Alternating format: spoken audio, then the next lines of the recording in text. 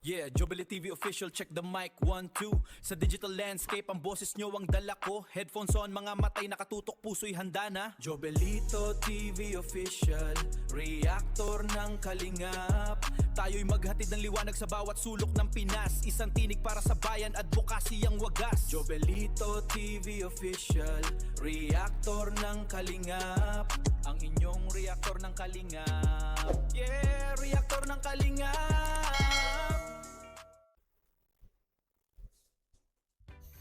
Okay, so ayun.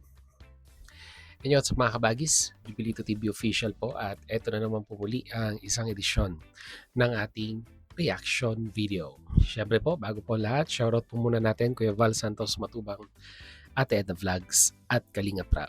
Siyempre po sa ating mga Kalingap netizens, mega love shoutout po sa inyong lahat.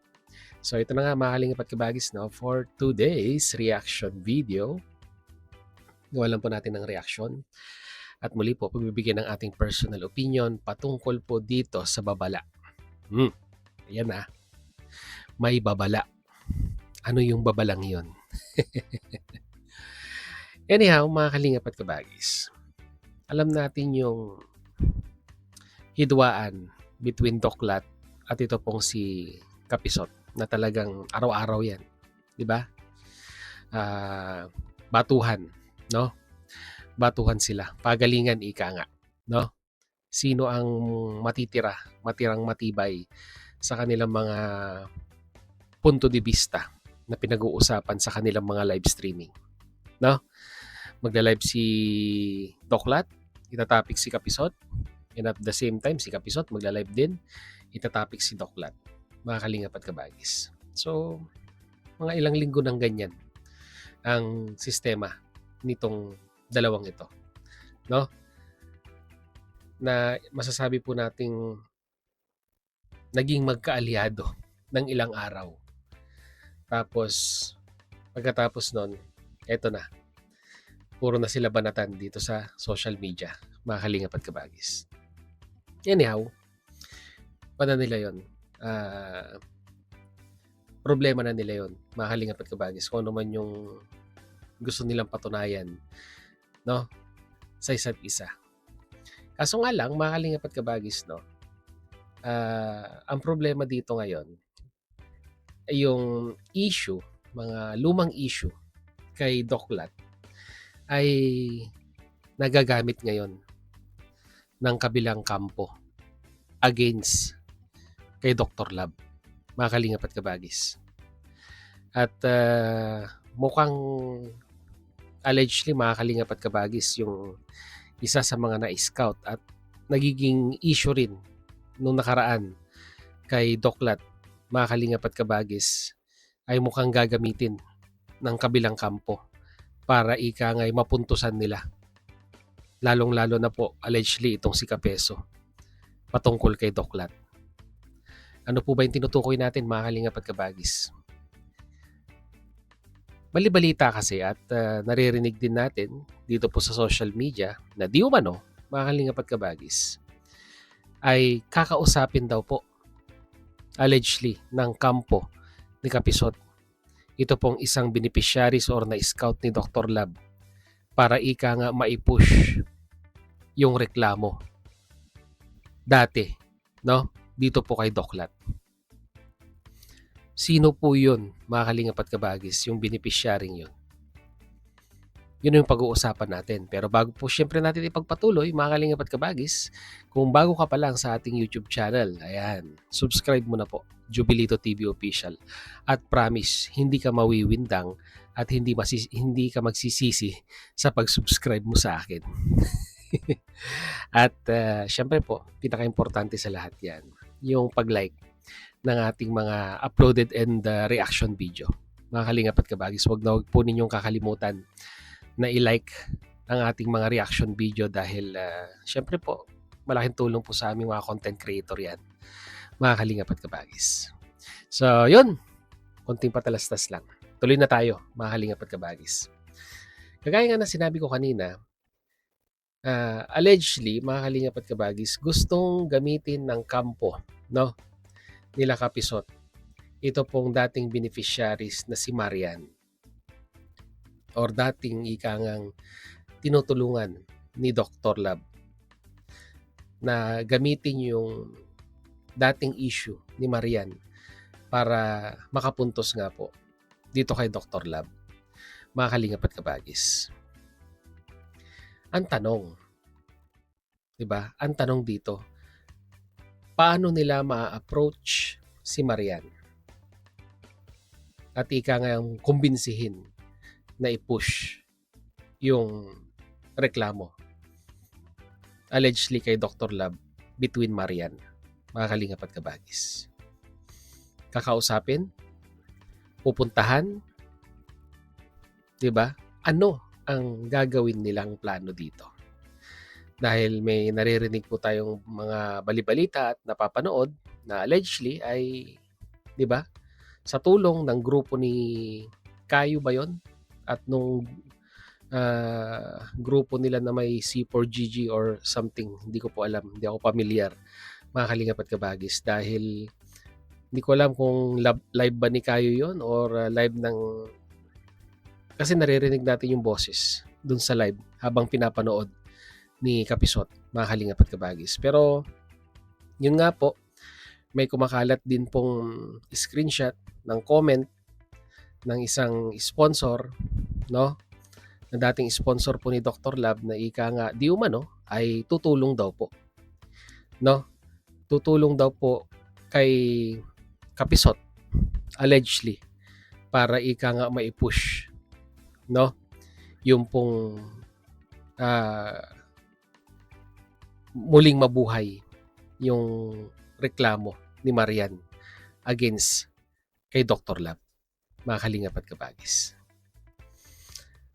At ito po ay syempre hindi naman makakawala, no, sa atensyon ni Kuya Bal Santos Matubang. At dito po sa statement, no, ni Kuya Bal, mga kalingap at kabagis, ay nakahanap si Dr. Lab ng didepensa sa kanya patungkol po dito. Siguro po nang dahil sa statement ni Kuya Bal na ito ay mukhang masasabi natin at mapapapalakpak si Dr. Lab na ika nga in despite, no, mga kalingap at kabagis, ng mga ginawa ni Doc Lat against sa community po ng Kalingap, ay nakahanap po siya ng kakampi dito rin po sa Kalingap, mga kalingap at kabagis. Ano yung tinutukoy ko? Hayaan na natin si Kuya Bal ang magsalita dito, mga kalingap at kabagis. So, narito po.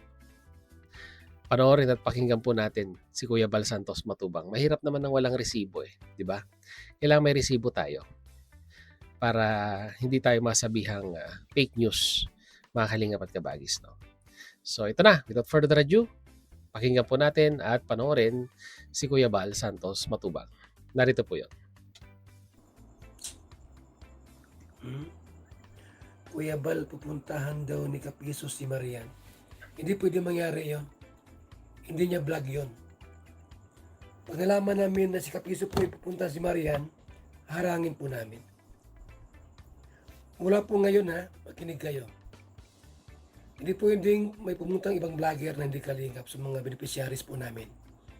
Hadlangan po namin. Walang pwedeng pumasok sa mga vlog ng kalingap. Tandaan niyo po yan.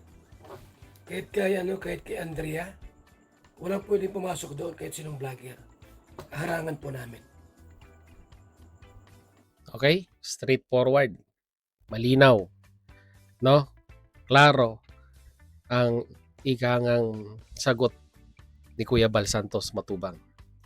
Kung tatangkain daw po, no, allegedly ni Kapisot na puntahan at kausapin si Marian in regards sa reklamo niya kay Dr. Lab, mga kalingap at kabagis, ay haharangin di umano ni Kuya Bal Santos Matubang ito pong si Kapisot. Dahil nga po, sabi ni Kuya Bal, ay beneficiaries po yan ng kalingap. As simple as that, mga kalingap at kabagis. Ang tanong, di ba? May karapatan po ba si Kuya Bal na harangin at pigilan itong si Kapisot para may sakatuparan yung gusto niyang gawin kay Marian, which is interviewin or ika nga'y kumbinsihin allegedly na ipagpatuloy yung reklamo niya kay Doklat. Ang sagot po dyan, mga kalingap at kabagis, ganito na lang, no? Ganito na lang, ibalik natin yung tanong. Sa tingin niyo po ba si Marian ay magpapaunlak ng interview sa inyo? Siguro naman hindi hindi ganoon ka late sa mga update si Marian patungkol po sa Kalingap dahil beneficiaries po yan ng Kalingap. Natulungan po yan ng Kalingap. Napabahayan po yan ng Kalingap. At kahit pagbalik-balik na rin po natin ang sitwasyon, mga Kalingap at kabagis, malaki ang naging ambag ng Kalingap sa buhay ni Marian. Tama ako o mali? O ngayon, balik tayo dun sa senaryo. Sa tingin po ba natin, papaunlakan ni Marian si Kapeso sa plano nila allegedly na kausapin siya? Huwag na tayong dumating sa puntong haharangin nila Kuya Bal. Doon na lang muna tayo, no, sa tanong na i-accommodate kaya ni Marian ang isang Kapeso na pupunta di umano sa kanya para kausapin siya, para i-push yung reklamo niya against kay Dr. Love. Hanggang doon na lang po tayo, mga kalingap at kabagis. Huwag na po nating papuntahin or makarating doon sa haharangan sila ni Kuya Bal. At kung sakali man, mga kalingap at kabagis, na dumating sa puntong magkaharangan at nabalita ang papunta itong si Kapeso kay Marian, may karapatan po ba si Kuya Bal? Napakasimple lang po ng sagot dyan, mga kalingap at kabagis. Di ba? Nandun na rin po sa statement ni Kuya Bal. Beneficiaries po yan ng Kalingap. Di ba? And Kalingap is under the foundation po. Lahat po ng mga beneficiaries na natutulungan ng Team Kalingap ay under po yan ng Kalingap Foundation. So meaning to say, mga kalingap at kabagis, ay meron pong masisay or meron pong karapatan si Kuya Bal Santos Matubang para ikangay magkaroon ng interjection or pwede siyang ikangang ano bang tawag doon, harangan kung ano man yung mga gustong gawin ng mga taong hindi naman po affiliated sa community ng Kalingap. 'Di ba? Mga kalingap at kabagis. Kung na lang natin, in layman's term, mga kalingap at kabagis, no? In layman's term, tayo po ay nakatira sa isang compound, 'di ba? At merong isang tao na gustong pumasok na hindi naman po nakatira sa compound. Papayagan po ba nung mga nakatira sa compound na pumasok itong individual na ito, hindi naman siya nakatira doon sa compound? Ganun lang kasimple, mga kalingap at kabagis, no? Ang sagot ay hindi. Kasi hindi ka naman nakatira doon. 'Di ba? Uulitin ko po, si Marian po ay beneficiaries ng Kalingap, which is ang Kalingap po ay isang foundation na tumutulong po sa mga kababayan po nating nangangailangan. 'Di ba? So ibig sabihin, may karapatan ng isang Bal Santos Matubang na panghimasukan, no, yung mga bagay-bagay na ito. Lalong-lalo na po, beneficiaries po ng Kalingap ang pinag-uusapan dito. So, ganun lang kasimple. Wag na po natin gawing komplikado. No? Mga Kalingap at kabagis. Concentrate ka na lang Kapeso kay Doklat. Di ba? Kwan na lang kayo, mag-unlibardagulan na lang kayo online. Di ba? At kaming mga reactors ay nawiwili, no? Sa inyong sagutan, sa inyong ikangang debatihan dito sa social media. Pero yung ikangang hindi pa nga nare-resolve yung ikangang reklamo sa'yo ni Kuya Bal. Di ba? Dahil hindi ka naman sumipot dun sa preliminary hearing. Tapos gusto mo pang allegedly panghimasukan yung mga beneficiaries ng Kalingap, which is pang ilan na to? Yung una allegedly kay Andrea, no? Ngayon naman allegedly dito kay Marian. So, 'di ba? Concentrate ka na lang kay Dr. Love, no? At balibalita natin mga Kalingap at Kabagis ay si Kalingap Rab ay ipinasa na, no? Yung kanyang complaint, no? Although walang pinangalanan, pero may mga pangalang nabubuo sa ating isipan. Panoorin niyo po doon sa upload ni Kalingap Rain yung naging proseso ng pagsasampa ng reklamo ni Kalingap Rab through cybercrime hanggang doon po sa Regional Trial Court dyan po sa Daet, mga Kalingap at Kabagis. Kung sino man yung ikangang nireklamo ni Kalingap Rab, kung meron man naglalaro sa inyong isipan, hintayin na lang po natin dahil ika nga ay magkakasumpi na din po yan. Di ba, mga Kalingap at Kabagis? So yun lang ating reaction video for today, and kagaya ng dati, your comment matters, kaya mag-comment na po kayo sa ating comment section kung ano naman po ang inyong opinion dito sa naging statement, no, ni Kuya Bal Santos Matubang sa mga taong di umano ay gustong puntahan si Marian at kausapin para i-push di umano yung reklamo niya dati kay Dr. Lab, mga Kalingap at Kabagis. Okay? So yun, muli maraming salamat dahil hanggang sa dulo po ng ating reaction video ngayong araw na ito ay nasamahan niyo po muli si Jubilito TV Official, at muli po nagpapaalala po ang inyong host.